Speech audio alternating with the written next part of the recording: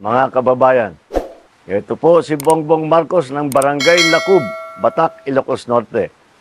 Sa lahat ng Pilipinong tulad ko na kabilang sa isang barangay, inaanyayahan ko kayong lahat na dumalo at sumali sa mga pagkilos, pagtitipon at pagpapasinaya ng National Community Development Day ngayong darating na ika-6 na Enero. That day is neither new or novel. 3 presidents before me have issued a proclamation encouraging our people to market in ways that best underscore the timeless ideals that community development hopes to achieve. Ang mungkahi na pasiglahin muli ang pagdiriwang ng Community Development Day ay nanggaling na rin sa mga pinuno ng ating mga barangay. And I heed them to honor the kind of governance I not only preach but practice. That programs are developed from the ground up and supported by government at every level. That government funds should not slowly drip to the communities which deserve them best, and neither must economic progress trickle down to the people who need them most. Quite the opposite. The last and the least of society, those who have been left out and left behind, should get the most first. And that, my fellow Filipinos, is what defines and drives Build Better More. Maganda rin po ang timing ng Community Development Day. Itinaon sa unang linggo ng bagong taon, panahon ng masiglang pagsasalubong sa mga paghamong darating, mga paghamong ating tiyak na pagtatagumpayan. My friends, let us see in our barangay the changes we want for our nation. Let our barangays be the laboratory of workable ideas, a showcase of what we can achieve together, and proof that the basic government unit, the barangay, teams with best practices. Simulan po natin sa kaayusan at kalinisan. Filipinos do not deserve dirty, dingy, or dark communities. Kaya kumilos tayo upang gawing maaliwalas at malinis ang ating kapaligiran.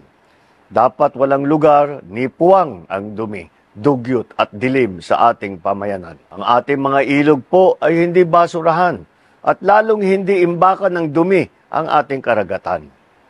Our rivers are not sewers through which trash flows out to seas that have become cesspools of our waste. Because of plastic, they have become dead pools of marine life. Cellophanes choking corals to death, microplastics ending up in the fish that we eat. Government will do as much as it can, but it can only do so much.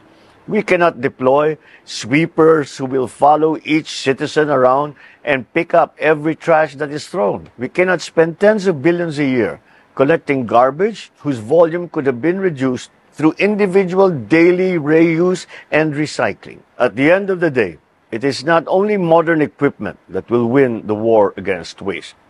It will be won by citizens equipped with a habit not to litter, and whose allegiance to a clean and green community has become second nature to them. When it comes to cleanliness, believe me, constructive action will always be better than any app. Solid waste infrastructure to work must be founded on solid will, not just by the government, but most importantly, by the people. Sa usaping ito, iniutos ko ang mga kinaukulang ahensya na isama ang kalinisan sa mga performance guarantees ng mga lokal na pamahalaan. Ang paggawad ng mas malaking premyo at insentibo sa mga LGUs na kahanga-hanga ang mga nagawa sa kalinisan, ang pambansang paligsahan para sa gulayan sa barangay, ang paggamit ng motor vehicles users charge para sa pagpapailaw ng mga pambansang kalsada at lagusan, ang pagpapaigting ng kampanya laban sa single-use plastic at ang pagrerenda sa tilang malarayot na paggamit ng tarpaulin. But community development encompasses not just cleanliness of our surroundings, but embraces a long to-do list that makes a village viable, livable, the best place to raise a family, to retire happily, because body and soul are both cared for well. It includes children's welfare, crime prevention, climate change adaptation, capacitating institutions to resolve local disputes, community health and nutrition, commerce and trade. Ang mga nasa barangay ay ang mga frontliner ng pamahalaan. They are the forward detachments of government service. They are the first responders to people in distress. Kaya kung walang patid at pahinga, ang kanilang trabaho.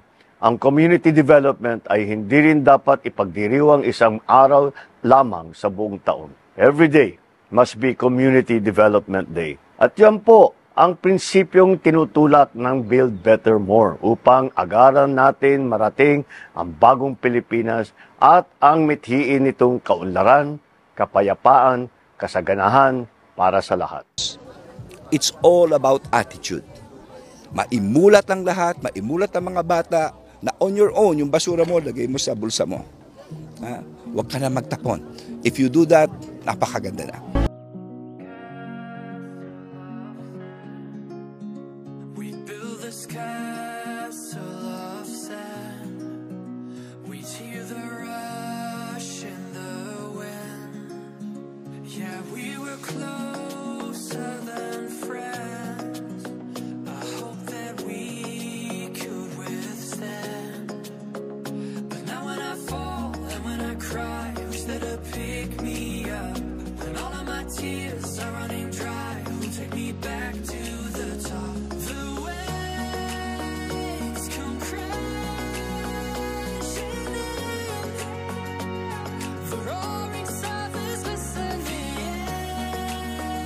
Echoes low. Ngayong araw na ito ay napakahalaga sapagkat maipakikita ngayon ng DILG at lahat ng government agency na magtutulungan para ito'y maisakatuparan. Naglabas uli ng memorandum circular ang ating Secretary Benhar Abalos na yung 42,000 barangay, including SK, ay tumulong at regular na naglilinis every Saturday. At ngayon nga, ito naman yung Community Development Day na talagang ito'y pang-araw-araw na dapat maging habit na ng mga mamamayan, tapat ko, linis ko. Ito po ay ngayon ang pagpapatupad at pagsisigurado na ang kalinisan ay ating ipagpapatuloy. Imo-monitor po natin muli ang ating mga kabarangay para po sa kanilang paglilinis. At ito po ay weekly nating gagawin para po mapagtagumpayan ang kahilingan ng ating presidente. Bilang kabataan po, hinihikayat ko po ang mga kapwa ko kabataan, kapwa ko kabarangay dito po sa Barangay 649 Baseco Fort Area, Manila, na tayo po ay makiisa para sa mas ikakaganda ng ating barangay, ng ating bansa at ng lahat dito po sa ating mundong ginagalawan. Tayo po ay nananawagan sa ngalan po ng ating Pangulo sa itong napakagandang proyekto ng ating Pangulo na kalinisan. Ito po ay gagawin natin, of course, para sa ating mga anak, sa kinabukasan nila, para sa bayan po ito. Dahil ang malinis na bayan para sa akin ay maunlad na bayan.